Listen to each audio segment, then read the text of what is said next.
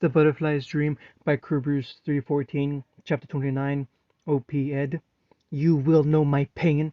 A promise which filled ears as the moon-sized sphere eclipsed their sun.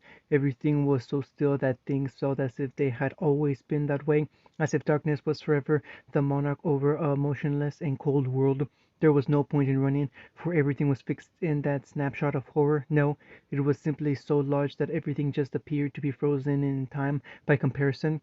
Things were happening, had been occurring while they were sitting at the breakfast table, totally oblivious. This breakaway moon above their home had not always been there, nor had it just appeared. Even now, roofs were being peeled off tile by tile to join its desertion from the earth. Carts from the street lifted up on invisible strings, and all the junk which had been lost in the alleys found itself in the air.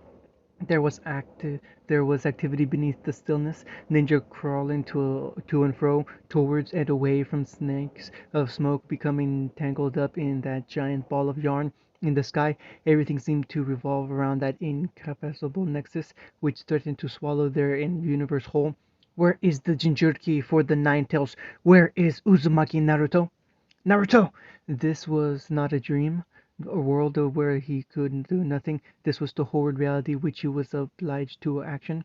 More clones than he thought himself capable of suddenly swarmed the neighborhood, interposing themselves between gaping onlookers who were already at maximum surprise. A sea of orange lifted off the ground in a wave already at maximum in a wave depositing their passengers somewhere far away from ground zero. Within this typhoon of cries was the yelp of his teammate, barely registered over the sound of so many others. Bara Ruby had not passed permission before whisking her away. The copies deposited their civilian cargo somewhere near the far western wall of the village, hoping that would be far enough away. Most of the horde did not have enough chakra for a return trip and simply dispelled themselves to bolster the others. The surviving clones leapt back into the shadow almost immediately, only one halting against that return wave, pausing the original mold on what Yamato had told his clone about the situation. By then it was already apparent that the Akatsuki had caught up to him, not bothering to relay orders to the rest of him. Naruto instead regarded the extraterrestrial orb looming over his home, a dollop of color next to it winking mockingly. He headed towards that first star of the gloomy night. Wait, Naruto, where are you going? He spared a glance back at his comrade who was clawing her way out of Ruby's arms, a stalwart gleam in her eyes that was reflected muted by the pale girl. Biting his lip, he chose to meet the second searching gaze, mouthing the words to her more than speaking. Protect her, Ruby. And then he was off, faster than he ever had before. He would endure her scolding if he survived. Now that he is moving fast, once again everything slows down. Dioramas pass him by in frozen clips of people screaming in horror, mute cries as the bodies scrambled over one another. Suddenly a cardboard cutout is thrust into his path. Nay, it's not a static display, rather a jerky puppet which thrusts its blocky arm at his face. The metal construct passes through it as his dispersed molecules skip off the hard surface. He reappears out of the Shunshin, skidding with the same momentum across a rooftop until arrested by a chimney which collapsed against his back. Not taking his eyes off the intruder, even when one of the bricks tumbled off his head, Naruto slowly adjusted himself to leap off again at any moment. This person, garbed in the ubiquitous Akatsuki robes, which barely fit his massive body, and topped with the orange splash of hair he had seen from a distance, exuded a disquieting air, a discrimination that, when qualified against other members of the criminal organization, was saying something. At last, Uzumaki Naruto, we meet face to face, speaking in that same monotone condensation which filled every nook and cranny of his surroundings. It was hard to deny, yet Naruto still felt as if this were not quite true, feeling as though the man were entirely a machine, and not just that one, jutting monstrosity of an arm. And who are you? Standing with a slight wobble, he debated the use of going for his scythe. His speed had increased, but this man, this thing, was on another level. Yokatsuki groupie or something? Defaulting to irreverence, he mocked the gruesome piercings decorating the hulking man's face. We are pain. It spoke again, lips moving, words vocalized, but dull as if they were spoken in a padded room. "And we have come for you." "Yeah, I got that." Was he far enough away from civilians to use some heavy explosives to escape? This guy didn't seem like the type to be affected by any of his lesser stock. "So, now you know where I am.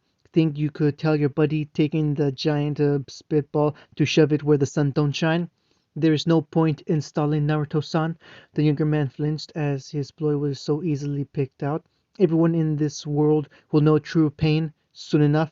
"Oi, I'm your target. Don't you fucking dare!" Gravity lurched as the planetary mass descended behind him. One did not need to be looking to feel the shifting tides of bile in the stomach.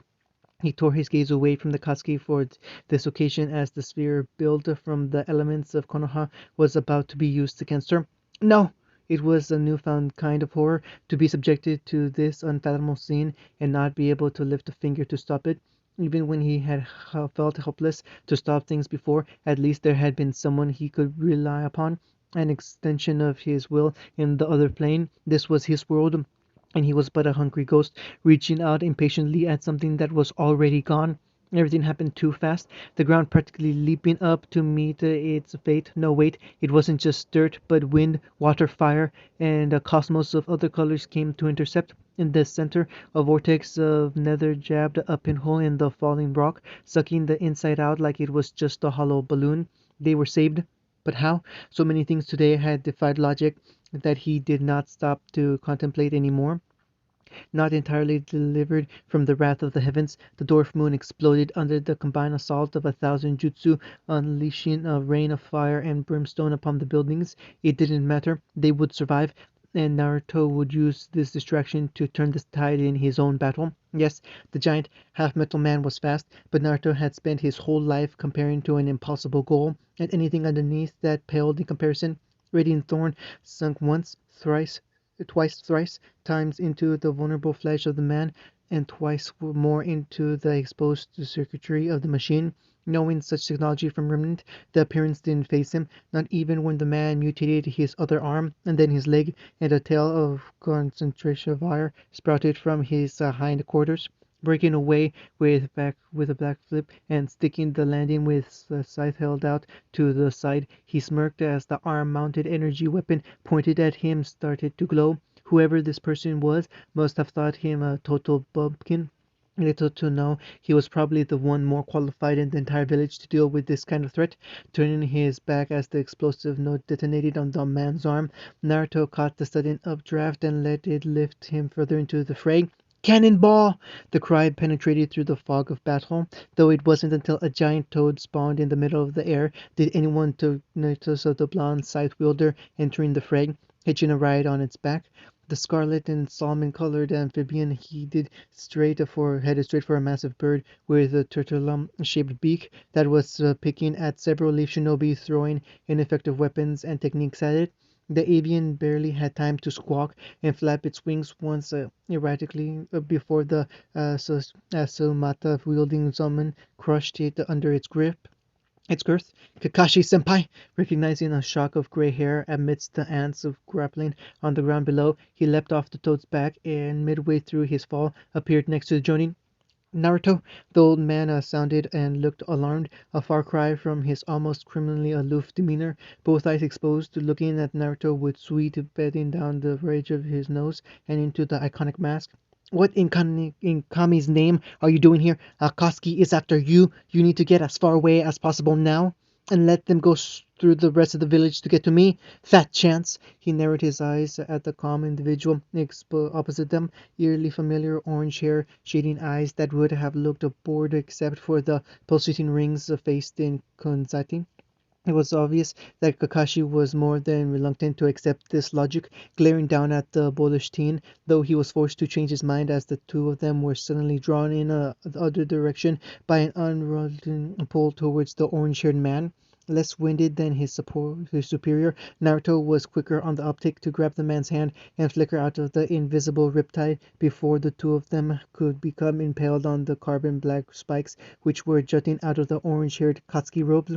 being deposited from the body flicker clumsily. He was quicker to right himself, this time rolling to a knee in front of the Jonin, who had given up arguing and silently gave him orders through taps on his back. With a nod that could have been construed as a mark of determination, Naruto shot off at the robed man, two clones spawning seemingly on either side. All three were skewered instantly by that coal-black alloy which projected from the man's wrists. The puffs of smoke dispersing in their wake obscured the twirling scythe as it launched out from the haze. Plucking one of the elegant rods, the man raised the bow staff length to deflect the thrown blade up into the air, where it then transformed back into Naruto wielding the same separate scythe, bearing down upon him. Naruto's teeth were the only thing affected by his earth-shattering blow, as it was blocked casually by the man. They smashed one set against the other as each strained at countering the impossibly strong defense, glaring back at the impassive purple eyes staring down at him, and those painful yet stylish-looking piercings which struck him as odd for a uniform. What you are doing is pointless. The voice was now beginning to annoy him on a visceral level, his body rebelling against the language of destiny. You won't win against us. This is the way the world works. Everyone feels pain, everyone suffers and dies. It is God's duty to bring that about. You're wrong. The strain on his face morphed into a grin. Oh, he asked without inflection. Yeah, it is pointless. A strength dreaded up from places unknown caused a barely detectable widening of the man's eyes. It might be futile, but it isn't pointless. Even if I fail, there's a reason for doing this. Punctuating his statement, a pair of hands burst forth from beneath the orange-haired man, dragging him down with them into the depths of the ground he had previously used so wantonly. Harvest time, Naruto declared as he prepared to separate the chaff from the wheat. Killing went against Naruto's principles. Ruby in her world had bent him unwittingly to this direction, and conversely, perhaps this had done the opposite for her. Things in life were never black and white. Moderation in all things, even in death. Just this once, he would indulge himself. I see. Continuing unfazed, despite only his monotone head sticking above the ground, the man pontificated. It is futile, then? The man who fancied himself a god rejected the death which awaited him, throwing off its yoke as easily as he did the tons of dirt around his shoulder with an almighty push. Shards and loose humans alike flew in every direction, crashing into the approaching Naruto and blinding him with its fine particles. The warding will not change the outcome. A rod shot out from within the red and black sleeve, pinning Naruto by his hood as he made to dodge based on the cutting whistle alone. One, you will be coming with us. You will become part of a new world, one without conflict. Naruto stopped struggling against the garment, watching the man slowly approach with a cocked head. Two, using the power of the Biju, I will end wars. You, Naruto-san, were created as a weapon, and I will turn you into an instrument of peace. Accept what you are, accept the pain of suffering, and accept that it is human destiny to fail time and again. I have become that pain in order to break the cycle. 3. And they call me crazy, Naruto scoffed, to no visual effect on the man who liked repeating the word pain. You don't really believe in that crock, do you? Wordlessly, that lifeless mouth continued to trek. 4. You are more fool than I thought, Uzumaki Naruto. The young man frowned at what sounded like the first hint of actual disappointment from the homicidal man, but he wouldn't have to subject himself to it much longer. The time Kakashi had indicated through those taps was almost up. Fa! There was a sound like the universe itself was being ripped apart, a crackling, tearing, chirping noise which accompanied a plasma glow coming in too hot to possibly dodge. The man, Pain, didn't even register this imminent danger, even when it thrust at him and plunged straight through the massive half-metal Akatsuki, who had interposed himself at the last possible moment, taking the lightning-coated fist to his chest in place of the other. And so, Payne held up his palm to the back of his own comrade and shot another one of his adamantine rods straight through his body. The man being impaled didn't so much as flinch, but the same could not be said for Kakashi on the other side, who collapsed while holding his bleeding shoulder. The cycle of pain continues. And you're beginning to be a pain in my ass. With the rod connected through his undead teammate, Pain didn't have time to maneuver out of the way as another blue light engulfed his head, violet eyes. is his dead vital dice. Hard light this time, swirling, grinding away into his stomach and scrambling his internal organs. Naruto plunged his Rasengan as best as he could through, though to have killed the other orange-haired Katsuki member before. This time he intended to destroy. The definition of insanity is doing the same thing over and over again, expecting a different result. 5 seconds were up, and a constant force, like continually falling from a 10-story building onto solid concrete, slammed into him, slapping him across the remains of what was once a popular shopping district. Entirely numb by the time it ceased, he soared ballistically through the brick wall. Another one, almost a third, if something else hadn't caught him. Another brick wall would have been preferable. Picking himself up, he was greeted with a hideously gaping mouth, the size of one of the many storefronts which once decorated this part of the village. An awning of chalk white hair sat upon sickling purple skin in this ghastly image. Thankfully, he didn't have to look at it for long, but that was because warming hands stretched out from its non-existent body and shoved themselves down his throat, retreating with their prize of his tongue. Was it his tongue, though? It stretched from his base out of his mouth like a ripcord for his soul. He was hopeless as well. With eyes screwed up in his head, he could only feel as if he were being turned inside out and exposed to the world, though he could also hear the infuriating sound of that man's voice. This is the Mifune no O technique, and if you lie at any point, it will judge you unfit and reap your life force. As inscribed as this might have seemed to anyone else, Naruto had no reason to disbelieve the man from what he had seen. So tell me, Naruto-san, are you insane? He could feel the precarious state of his existence being weighed on an invisible balance that had begun a chance to sever his spirit. No, interesting. That all-encompassing voice felt to be passing slowly around him, honestly curious with his interrogation. Then the reason you are fighting is because you believe you offer something different. Admittedly, you have been an anomaly ever since I learned of your existence. The conflicting reports I have been getting have been baffling. I was wondering if perhaps we were being misled, a stand-in serving to obscure your true nature. Maybe one of Jiraiya Sensei's obfuscations. Naruto would have struggled against his capture. He was, but it felt like he wasn't doing anything. Ineffectually weak that you would freeze under the mere gaze of a real battle, yet strong enough to fight off not one, but two of our members. Unabashed and frank with your words, yet with a keen sense of danger that borders on the legendary Hyuga omniscience. Idealistic with your persist, yet callous with your means. That scythe you carry around is a symbol of death in many cultures, yet you would spare an enemy if given the chance. Tell me, do you think you are a good person? Still under the binds of the King of Hell, Naruto answered as best he could, throat dry, which had nothing to do with his locked jaw. Yes, I see. Though it was only a partial lie, the technique did not seem to register it as much. Perhaps I should word that better. What do you fight for that makes you believe you are right? Akatsuki is for the pursuit of peace, and you would fight against that. So, what do you stand for? That was easy. He and Ruby stood for the same thing, didn't they? In the annals of memory that he could upon call with but a whim, there was nothing. How could such a core and defining thing have gone unasked? Simple, because they had neither thought they needed to. Ruby and he fought for themselves, and the two of them existing in a radio galaxy orbiting around one another, still parsecs away from anyone else. Did he consider himself better than anyone else because of this? Did this narrow-minded selflessness make him blind to the others in his life?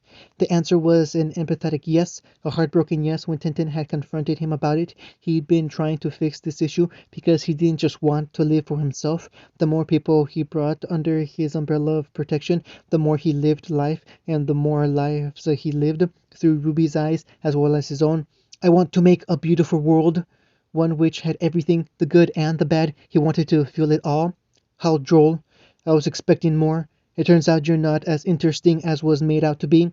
That's just what the boring people say. Though he still couldn't move his arms, he could grin. Unfortunately, I must live in the real world, one which requires sacrifices in order to achieve anything. I never said there wouldn't be hardships. It wouldn't be interesting otherwise. You believe that pain is interesting, that it is something to be lauded. Contrively, as he waned the silver of anger out of the orange-haired man, his smile but grew. It's going to happen, but so is the happiness. Can't we take joy in that? Despite his aloof bearing, Pain derived a kind of enjoyment from seeing Naruto writhe in agony, that ghoulish construct straining at his soul. Did I forget to mention that I am the one asking questions here? Though, if what you are saying is to be believed, then you would come to enjoy that experience. Do you think your friends would as well? A magnetic reversal in Naruto snapped the grin down into a vicious snarl. You fancy yourself a god, looking down on us like blades of grass? Well, for every person that you've buried in the ground in the name of your peace, another dozen will grow again to defy you. Yes, you are like weeds, which is why you need to be culled. But I warn you, you did not answer my question.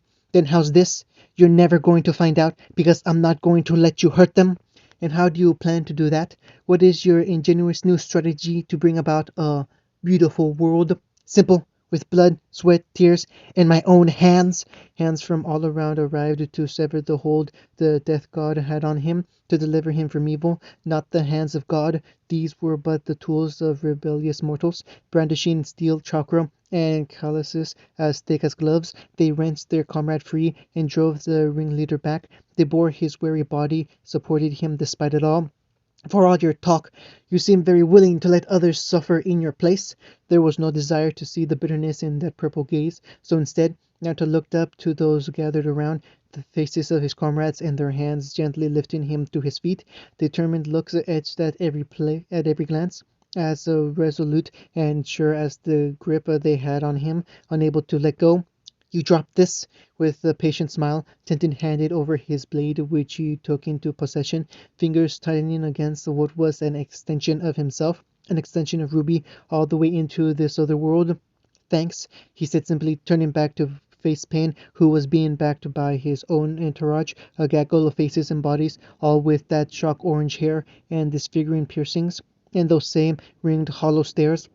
How feeble they looked compared to their determination. That's because we fight together, he retorted across the engulfed landscape, unflinchingly meeting that disturbingly blank stare. Their hands are my own. We are all part of one another. We may not always see eye to eye. He looked over his shoulder to see just how many he had unwittingly gathered behind him. There was Tenten, Neji, Rock Lee, Sasuke, battle-weary Kakashi and Yamato, Sakura, and many more which he couldn't see past their impenetrable wall, but which he could feel supporting him. But we will always fight as one to protect what we hold dear. Very well, Pain spoke, unfazed by the stalwart bastion erected in front of him. Then they shall all bear your punishment while you watch them die. And like that, the battle for Konoha was renewed. It was unbridled chaos for an unfathomably long time. The six paths of pain giving them the workaround until they managed to coax out their secret one by one, but not without sacrifice. The one they called Naraka, the same which had summoned the King of Hell, could call upon the same power to restore any one of the enemy combatants, revealing how the one Naruto had blasted had come back to life. If this were not enough to stack the odds against them, the six Pains had a connection not unlike he and Ruby, only they could share the thoughts on what they saw through the other's eyes. It was like dealing with a hive mind, such as his clones, but each one on a level removed from anything they'd ever dealt with. Of all the times for Akatsuki to strike, it had to be when both Jiraiya and Tsunade were out of the village, though with how badly they were being beaten, would it have even made a difference? Soon there was just the score of the defenders left, then a handful, then a couple. Finally, Naruto miraculously found himself all alone except for Sasuke by his side, both panting like dogs. The others were strewn about the battlefield in various states which he couldn't bring himself to ascertain. It was numbing, but like a stitch in the side, he couldn't stop to think about it, could only keep pressing on. This is a fine mess you've gotten us into, Dope. The raven-haired boy snarked, any animosity broken up by his fluctuating breath. If you're getting tired, you can always quit. Secretly, he wanted him to take this offer, save himself, maybe grab a few others and go as far away as possible for that place so that he wouldn't see his inevitable defeat. I wasn't complaining, Sasuke huffed. Don't tell me you're getting soft. Come on, we still have to show these bastards where true strength comes from. You're not letting me down, are you? Trying to rise to the challenge, Naruto pushed himself up using Radiant Thorn as a crutch, but soon collapsed back down to a single knee on the now universally thrashed ground. How much of Konoha was even left by this point? Was it even worth fighting for? "Wait up, Baka!" The shout like an electric shock jolted his muscles, bringing him upright. "You're not allowed to sleep now. You can't leave the story hanging like this. What do you suppose Ruby would think?" Ruby, a lifetime of fighting had somehow almost made him forget that she was always watching. There was no way he could give up like this. He'd worked his whole life to be as strong as and as fast as she, all to give her a happy ending. He could not fail as long as he had an audience. He remembered there was someone else always watching. This was his story, wasn't it? He should be able to dictate how it ended. All right, then. Here's the plan. As a self-proclaimed god, the six pain operating as one were torn between the very human disappointment and divine boredom, watching as yet another unsuccessful tactic was hashed out. The superstitious looks that they sent at Narakapath were less worrying and more irritating as they indicated a speck of hope remained. Allow me to correct any notions you have of victory. It was the Central Path, or Diva Path, who spoke, but Naraka who moved, summoning yet again that immortal visage without any visible effort. The plans they had made were prepared for this. For what they were not prepared for was the people who stepped out of the gaping maw, striding on the lolling tongue like a red carpet. Itachi, the near twin of Sasuke, regarded his younger sibling impassively, as if neither of the two were really present, but there was also no doubt that this was no illusion, as the shark-toothed grin of the man's partner assured them. Somehow you have managed to resist where others have failed. This is unacceptable, as I need you to feel the hopelessness of utter defeat. You will succumb to the overwhelming odds against you. You realize that your efforts were fated to fail from the very start. You just said the wrong fucking thing, Sasuke. It was his turn to rattle the bones of his comrade in arms, the one who should have been like a brother to him years before this, but were separated by their own forms of detachment. You're stronger than some bullshit fate. Don't you dare let him dictate what you have to do. Without a doubt, he needed Sasuke to help him beat the Naraka path. Without the Uchiha, they stood no chance of subduing it, and without defeating it, they stood no chance at victory. Too long had the Sasuke followed Naruto's doctrine without seeing result, and true to his words, he was going to seize his own fate. Itachi! Naruto watched his comrade bound off with the same kind of detachment as if Sasuke were just one of the other bodies resting discontentedly throughout the rubble. There would be no questioning that he would fight, but without his heart in it, that would be the definition of pointlessness. Leaning on Samehada, the blue-skinned swordsman was so more than willing to let the two brothers sort things out on their own while he watched the world burn from the sidelines. It hardly mattered now anyway.